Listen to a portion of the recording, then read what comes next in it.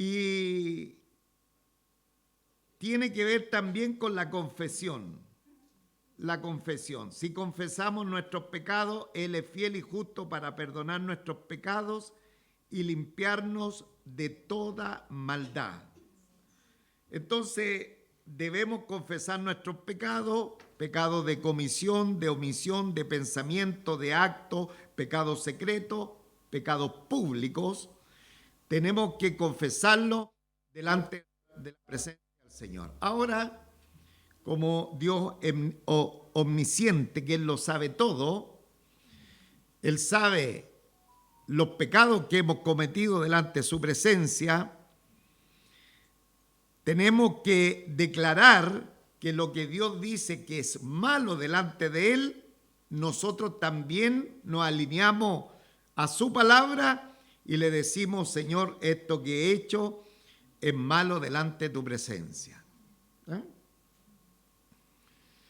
Y el versículo 10 y final del primer capítulo dice que para estar en comunión con Dios no debemos negar que hemos cometido pecado, porque negar que hemos cometido pecado es decirle a Dios mentiroso. Entonces, el tema básico que en este momento el apóstol Juan está teniendo es justamente el problema del pecado. El problema del pecado. Y la demanda de Dios es que vivamos una vida sin pecado. Pero aquí pueden empezar a venir las justificaciones.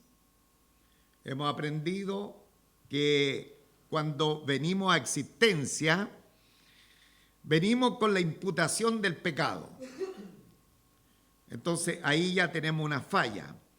Y después, cuando estamos en la vida del Señor, aún no se ha manifestado lo que vamos a hacer en la presencia de nuestro Señor. Por lo tanto, alguien podría, ¿no es cierto?, empezar a justificarse y decir: bueno, esta es una realidad no solamente para los no creyentes, sino también para aquellos que ya estamos en la fila de la fe. Y de pronto no darle tanto tema o tanta complicación. Total, hemos aprendido en la palabra del Señor que si nosotros pecamos, confesamos nuestros pecados y el Señor es fiel y justo para perdonar nuestros pecados. Entonces empezamos rápidamente a lavarnos las manos y decir: bueno, Dios está un tanto ancianito y ya no está entendiendo. Ya le da lo mismo, ¿no es cierto?, lo que nosotros hagamos, porque finalmente traemos la imputación del pecado y después en nuestra vida cristiana seguimos luchando con los pecados. Pero Dios demanda de cada uno de nosotros una vida sin pecado, hermanos. Dios demanda de cada uno de nosotros una vida sin pecado. Aunque Él sabe nuestra condición y nosotros también la sabemos, pero Él quiere que los pecados que tengamos sean confesados y también sean abandonados. Dicho lo anterior, y muy ligado al capítulo 1, recuerde que la Biblia no está dividida en capítulos ni el versículo. Esto se hizo para una mejor comprensión y para saber dónde están ubicados los textos bíblicos. Por lo tanto, el capítulo 2 y el versículo 1 es la continuación de este simple resumen que le he hecho en esta oportunidad. Vamos al versículo 1 del capítulo 2. Hijitos míos, estas cosas os escribo para que no pequéis.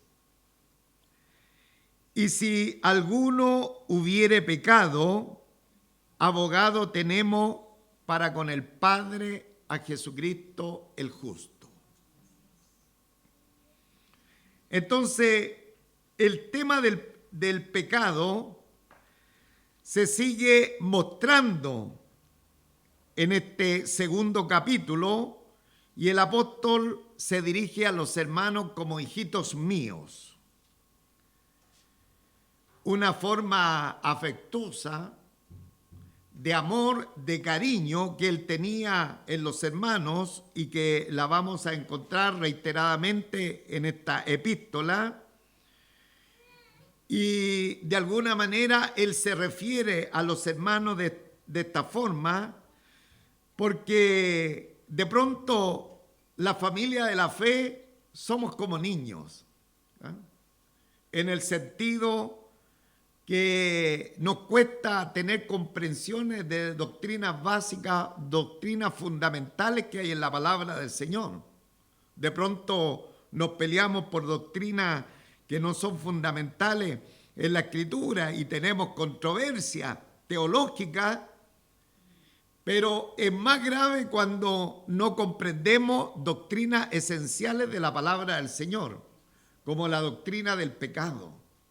Entonces, él en ese afecto, en ese cariño, y como ve a los hermanos que de pronto en estos temas que son tan importantes, él le habla con un afecto, con un cariño tan especial, porque son sus hijitos amados. Y como hijitos amados, es necesario repetirle la enseñanza, es necesario volver a ella de tal manera que puedan entender cuál es la voluntad del Señor, especialmente en el tema del pecado. Dice este versículo: hijitos míos, estas cosas os escribo. Estoy hablando de este tema fundamental. Estamos hablando del pecado. Estamos hablando que Dios es puro, que Dios es santo, que Él vive en luz inaccesible, que no hay concordancia con el pecado. Le estoy escribiendo estas cosas para que no pequéis. Para que no pequéis. Dije anteriormente que como todos traemos la imputación del pecado, dejemos al lado los no creyentes, hablemos solamente de creyentes. Todos tenemos la imputación del pecado y después de conocer a Cristo, pecamos no a la manera de la transgresión, pero seguimos pecando. Entonces hay personas que dicen, bueno, así es la vida y que bueno, yo me arrepiento y después ya aquí no ha pasado nada. Y total, en la iglesia son buena onda, los hermanos hicieron vista gorda de lo que hice y ya no importa porque aquí aparezco como un santito pegado en la pared. Sin embargo, la palabra del Señor dice, estas cosas os escribo para que no pequéis. Esa es la voluntad del Señor. Dios es perfecto y su regla que Él tiene para su iglesia es una regla perfecta. No dice la Escritura, estas cosas os escribo para que pequéis lo menos posible. ¿A cuántos les gustaría que dijera eso, esta primera parte?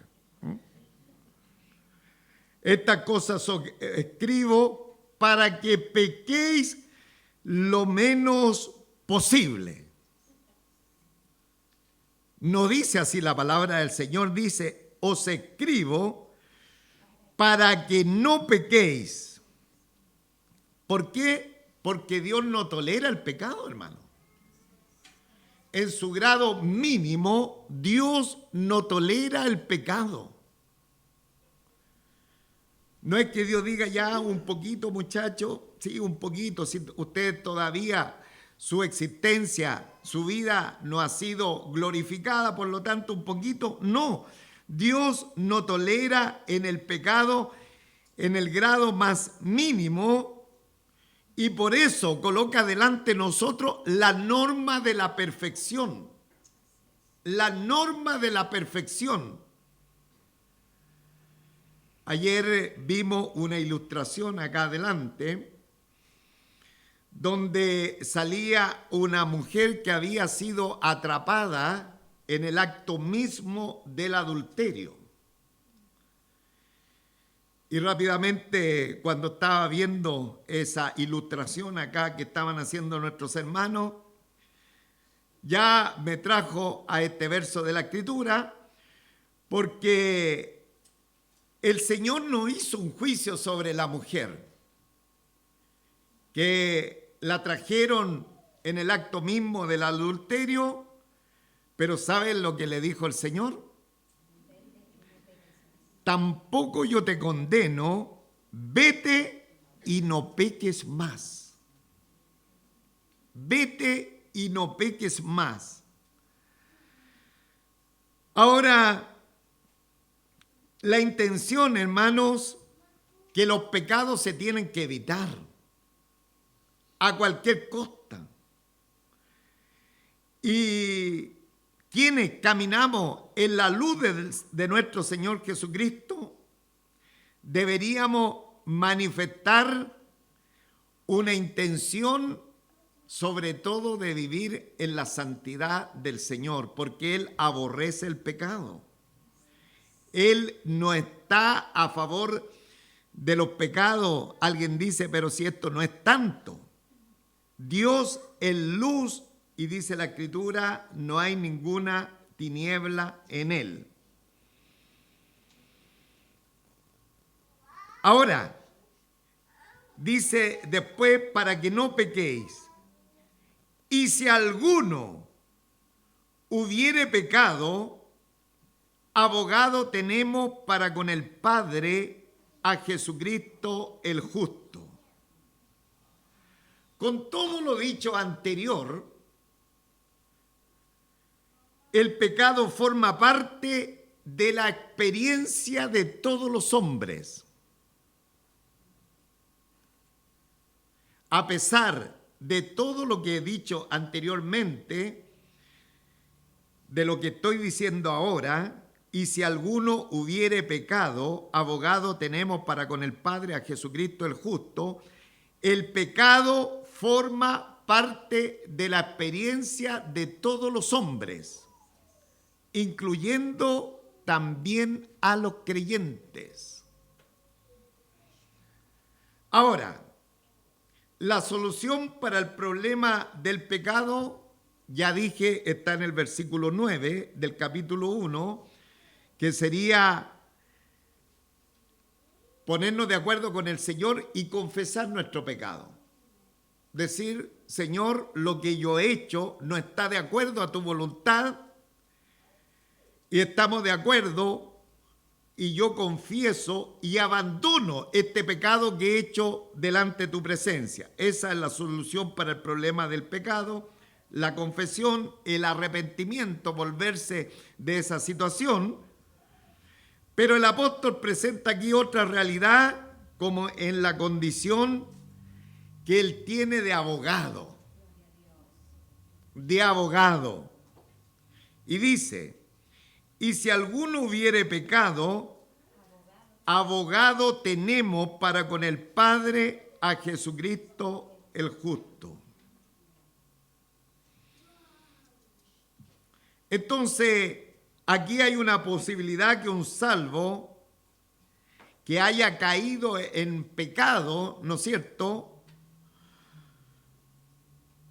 es desafortunadamente una lamentable evidencia.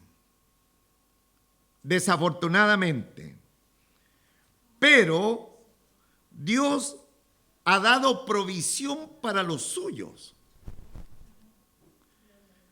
Primero he dicho la confesión y en segundo lugar ha puesto un abogado, un intercesor, un defensor. Ahora, escudriñando la Escritura, este término que se le aplica a nuestro Señor Jesucristo, por eso nadie puede ser salvo si no conoce a Jesucristo como su Señor y Salvador, porque no tendría abogado, también se le designa al Espíritu Santo. Entonces, ambos fungen como intercesores, como defensores de eso que todavía no han llegado a la glorificación y que lamentablemente, como parte de la experiencia de la humanidad, hubieran caído en algún pecado. Entonces, la Escritura está presentando aquí a Jesucristo como el abogado, como el intercesor, donde Él se presenta exponiendo la causa de otro delante del tribunal de Dios. Tenemos que entenderlo de la siguiente manera. Cuando los cristianos pecamos, traemos un tremendo problema a la presencia de Dios, hermanos. Un tremendo problema a la presencia del Señor. Ya que uno de los nombres de Satanás es el acusador de los hermanos. Y Satanás, como acusador en su oficio, se presenta delante del Señor para acusarnos de nuestros pecados. Y va, ¿no es cierto?, con una acusación veraz, verdadera, certera a la presencia del Señor. Usted no sabe, yo no sé, no dimensionamos el tremendo problema que le hacemos a Dios cuando nosotros pecamos. Porque Satanás va como acusador de los hermanos y lleva el pecado que hemos cometido a la presencia de Dios. Ahora, mientras Satanás está llevando nuestra acusación y nuestro pecado y mostrándoselo a Dios, nuestro Señor Jesucristo está ejerciendo el oficio de abogado en favor de nosotros los salvos. ¿Ah? De manera que defiende a cada creyente, aunque el pecado que hemos cometido es verdadero. Es verdadero, hermanos. Como lo hace su oficio, es de abogado todo el tiempo de nuestro peregrinaje. La Escritura dice: y si alguno hubiere pecado, abogado tenemos. La palabra tenemos está en tiempo presente, continuo. Por lo tanto, la función de defensa que hace nuestro Señor Jesucristo por nosotros es una defensa, un abogado que está disponible para nosotros las 24 horas del día, los 7 días de la semana y los 365 días del año. Y así se va, ¿no es cierto?, multiplicando por todos los años de nuestra vida hasta que nos vamos a la presencia del Señor. Entonces, Él lo hace continuamente. Ahora, es muy importante que nosotros sepamos que nuestro abogado es justo, no es un abogado mentiroso. ¿Usted ha escuchado a los abogados que defienden, por ejemplo, a los maleantes? ¿Qué hacen los abogados que defienden a los maleantes o a la gente? Son blancas palomas. No, le dice, no, si este caballero no hizo lo que... No, pero él mató a una persona. No lo ha hecho. Los abogados siempre están diciendo algo que no es veraz, en algunos casos, otros abogados se dedican a otras cosas, Nuestro hermano acá en la congregación no se dedica a eso. Pero habitualmente están mintiendo, dicen, no, esta persona lo ha hecho, no lo ha hecho como están diciendo. Pero saben que nuestro abogado, como es justo, cuando le dicen Jorge Varas pecó, el abogado dice, sí pecó. Amén. Porque Él es justo. El mismo apóstol Juan dice, Jesucristo es justo. Y como Él es justo, debe actuar en plena justicia en la causa que Él está llevando. Entonces, el acusador, por una parte, está diciendo, este pecó, este hizo tal cosa, aparece nuestro abogado, y como Él es justo, no puedes decir lo contrario. Porque en realidad, por eso le digo, hermano, usted y yo no nos imaginamos el tremendo problema que hacemos a la presencia de Dios cuando pecamos. Por eso pecar, hermano, no voy por la vida, ¡pam!, pequé. Voy por la vida, pequé. Voy por la vida, sigo pecando. ¿Pero por qué? Si Dios es luz, si Dios es santo y Él desea que nosotros no pequemos. Y aquí se presenta. Ahora,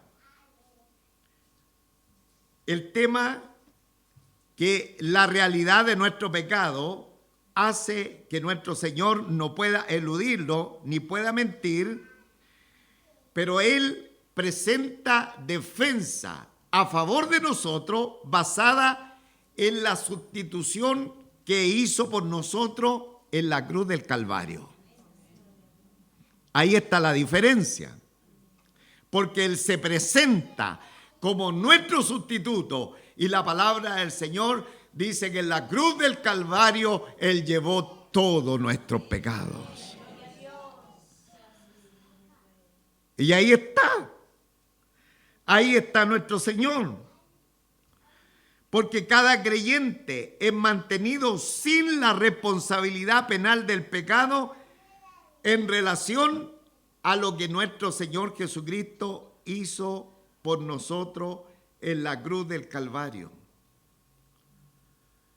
Por lo tanto, cada una de nuestras vidas, nuestro andar cristiano, hermano, a través de la sustitución que hizo por nosotros, de ponerse en nuestro lugar y pagar por nuestros pecados, debería cada día hacernos amarle mejor, servirle mejor y tener mucho cuidado con el pecado.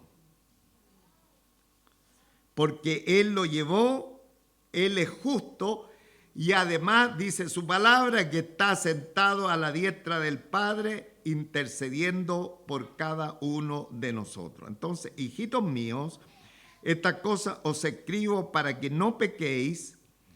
No es el propósito de Dios que nosotros andemos pecando.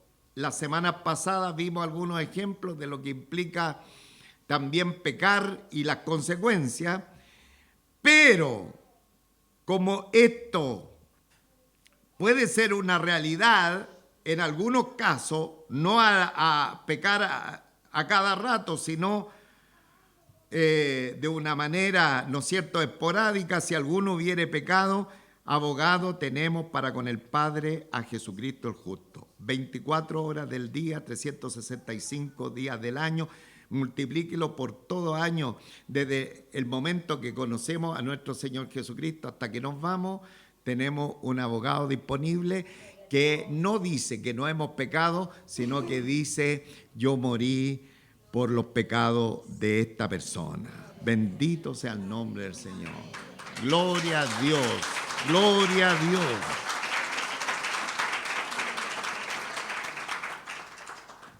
Ahora, el versículo 2, porque hay dos palabritas nomás que queremos llevarnos en esta mañana. O sea, hay enseñanza anexa, todo esto, pero el abogado, y el versículo 2 dice, y Él en la propiciación. por nuestros pecados, y no solamente por los nuestros, sino también por los de todo el mundo. El abogado que tenemos es también propiciación. Es también propiciación. Esa palabrita, una palabra como son las palabras en el original, implica o significa sacrificio, aplacamiento, atenuación, apaciguamiento, satisfacción. Implica o significa dejar a un lado la ira por una ofrenda.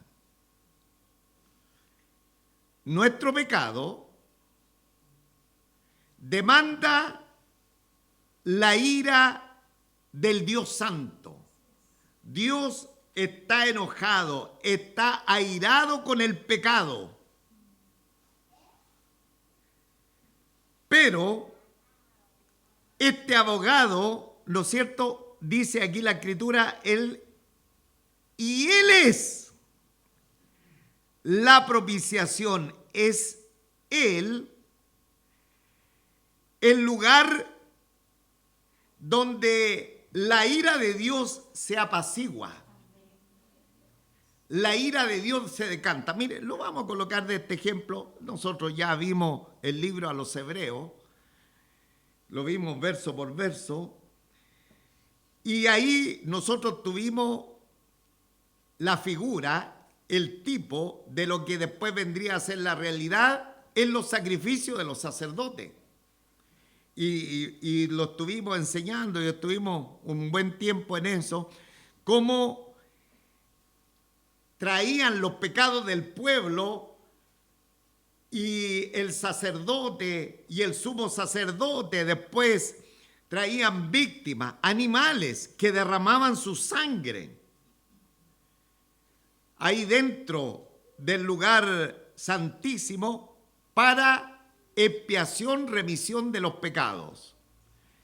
Pero eso que ellos hacían tenían que repetirlo una vez y otra vez. ¿Y qué hacían? Había un arca y esa arca tenía una tapa.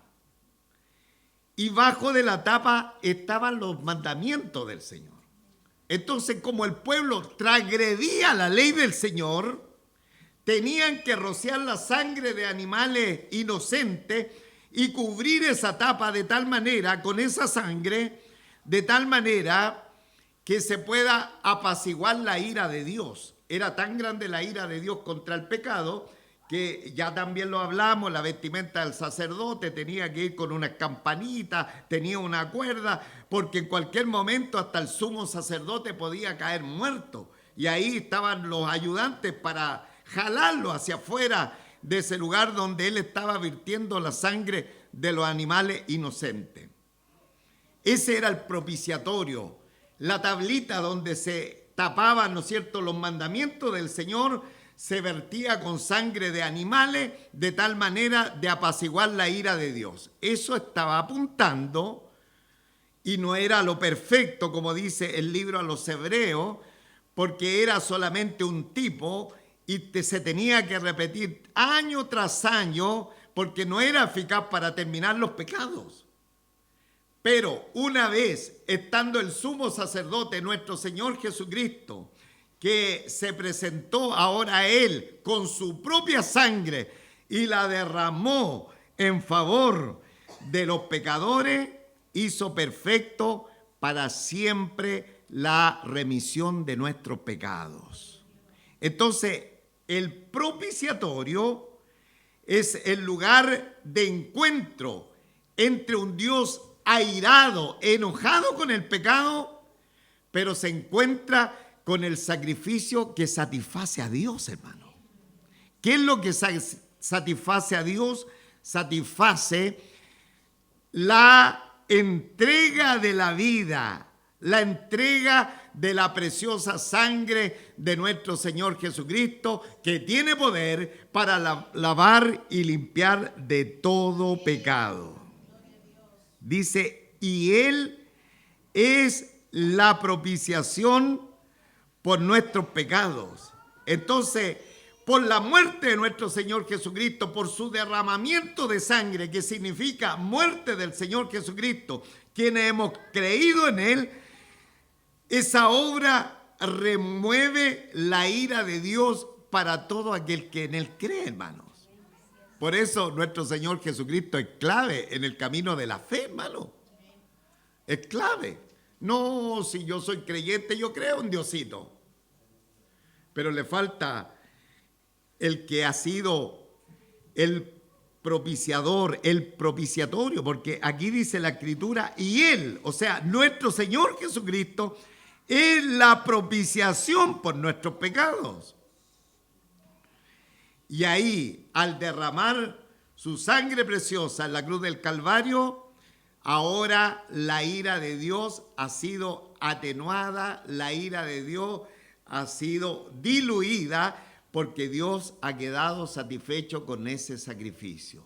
La muerte de nuestro Señor Jesucristo basta para solucionar el problema del pecado, y Jesucristo no solamente es nuestro abogado que dice, yo, ¿no es cierto?, hice una jugada magistral a favor de esto, también soy el que ha traído propiciación. Dice el apóstol Pedro, y Él es la propiciación por nuestros pecados.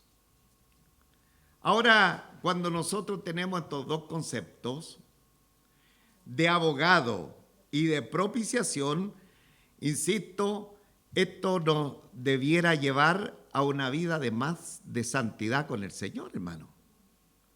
Por supuesto, porque nuestro pecado original y nuestros pecados han sido de un alto costo para nuestro Salvador, hermano. Ha sido de un alto costo, por lo tanto, cuando nosotros pecamos, traemos un tremendo problema delante de la presencia del Señor, porque somos acusados, pero en esa circunstancia aparece nuestro divino Señor y Salvador Jesucristo, abogando por nuestra causa y diciendo, aquí está mi sangre, aquí está mi vida que di por este pecador. Bendito sea el nombre del Señor. Insisto, hermano, esto nos tiene que llevar a un camino de más temor, de más obediencia, de más de santidad, porque la palabra del Señor dice, para que no pequemos, hijitos míos, estas cosas os escribo para que no pequemos, para que no pequéis. Y dice, Él es la propiciación por los pecados de mi vecino. ¿Ah? Por nuestros pecados, amén. ¿Ah? Así. Y Él la propiciación, diga conmigo, no está convencido usted. Y Él es la propiciación, por nuestros pecados. No se vaya a estar sobando las manos a alguien y diga, por nuestros pecados, sigo nomás en esto. No, porque esa no es la identidad del creyente. De hecho, le recomiendo el próximo domingo que venga. Bueno, todos los domingos, porque el próximo domingo vamos a ver cuál es la vida de un verdadero salvo.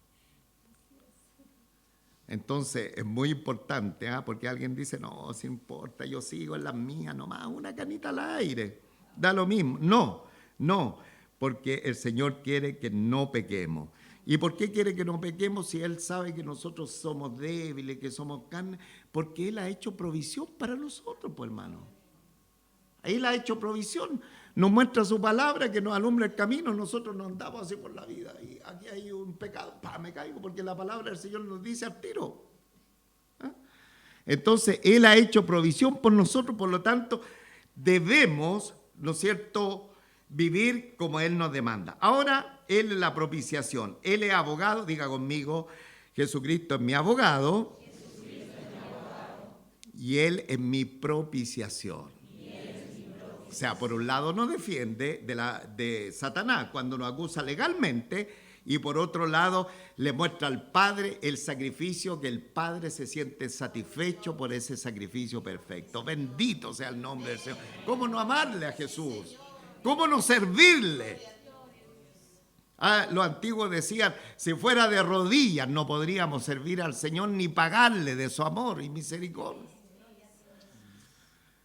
Ahora termino y dice, y Él es la propiciación por nuestros pecados, y no solamente por los nuestros, sino también por los de todo el mundo. Mire el alcance de la propiciación del Señor. La salvación es potencialmente para todo el mundo, hermano. O sea, la salvación puede alcanzar al 100% de las personas que vienen a existencia. Ojo, no estoy hablando de universalismo, que alguien dice, no, la persona no hace nada y se va a salvar. No estoy hablando de eso porque la palabra del Señor en ninguna parte lo dice, pero aquí el texto bíblico es muy importante porque dice, sino también por los de todo el mundo. O sea, el sacrificio de nuestro Señor Jesucristo es potencialmente algo que le puede servir a todo el mundo. Y ahí tenemos Juan 3:16. Todos juntos. Porque de tal manera amó Dios al mundo que ha dado a su Hijo unigénito para que todo aquel que en Él cree no se pierda, mas tenga vida eterna. El Salvador, con su muerte, es solidario para todo el mundo, hermanos. De modo que la obra de la cruz hace salvable a todo el pecador que acuda al Salvador por la fe. Mire, en la cruz del Calvario, la inscripción que había ahí sobre la cabeza de nuestro Señor, dice la Biblia que estaba escrito en hebreo, la lengua del pueblo escogido del Señor, también en griego y en latín, las principales lenguas del mundo de aquel entonces. Entonces así se estaba proclamando al mundo que Jesucristo era el Salvador suficiente a todos los hombres en todo lugar.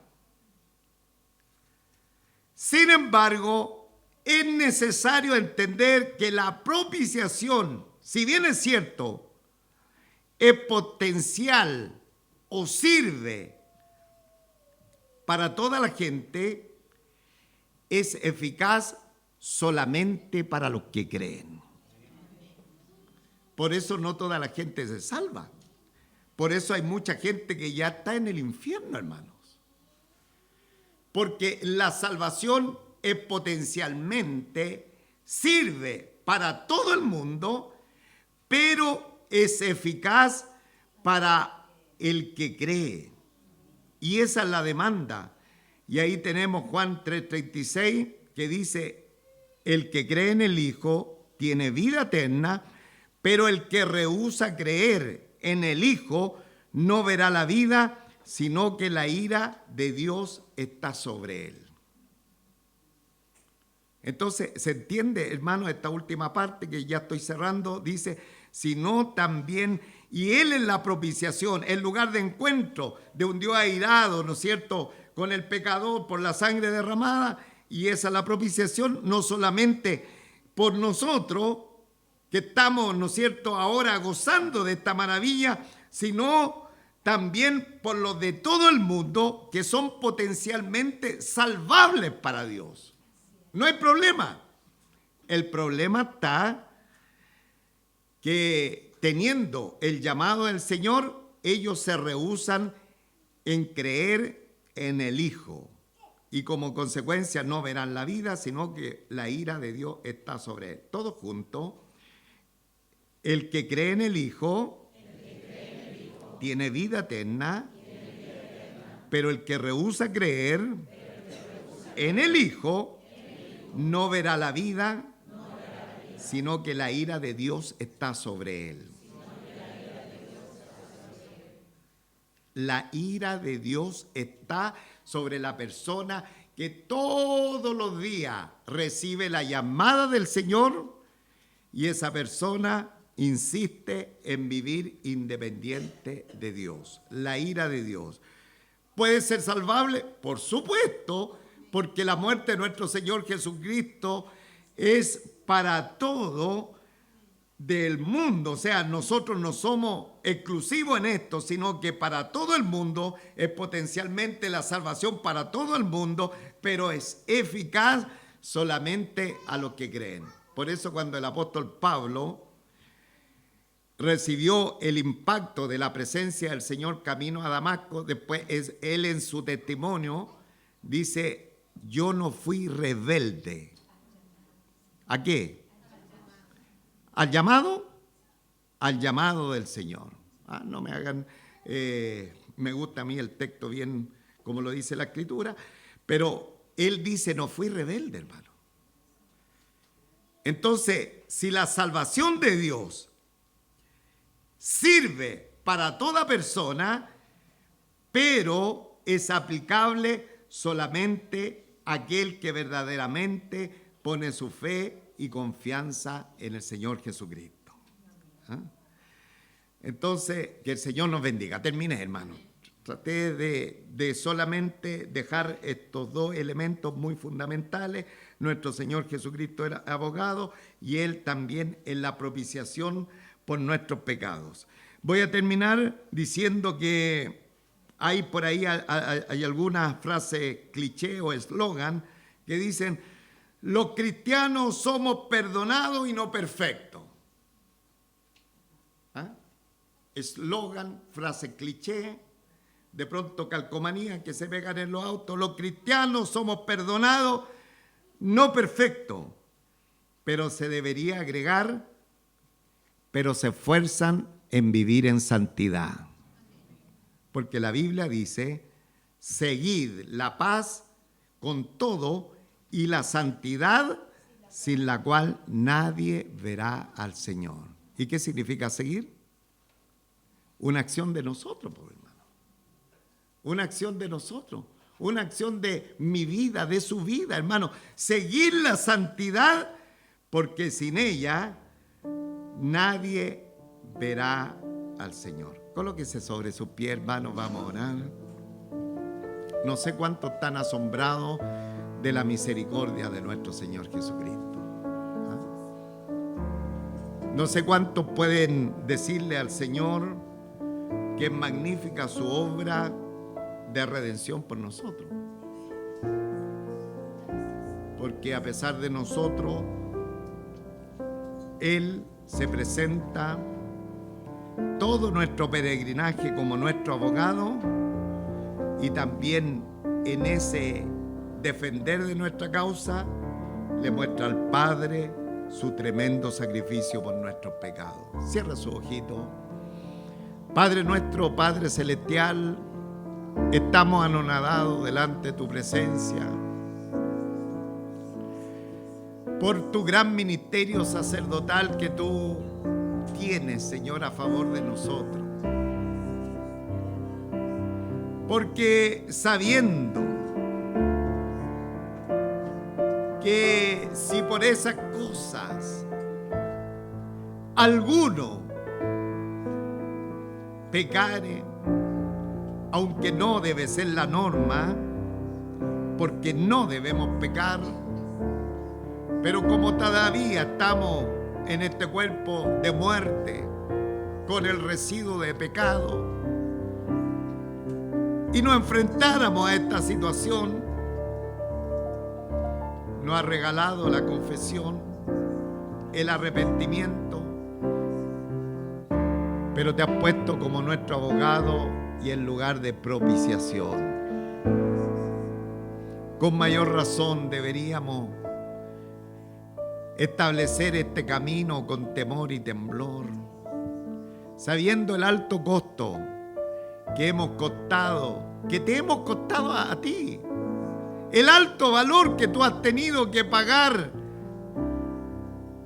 por la imputación del pecado, por el pecado original que traíamos desde nuestro nacimiento y por los pecados que nos van acompañando hasta que nos vamos de esta vida presente.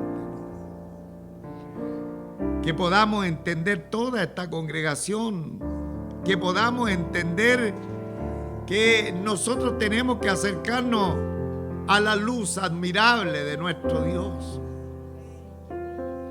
Que cada día tenemos que estar también reflejando esa luz.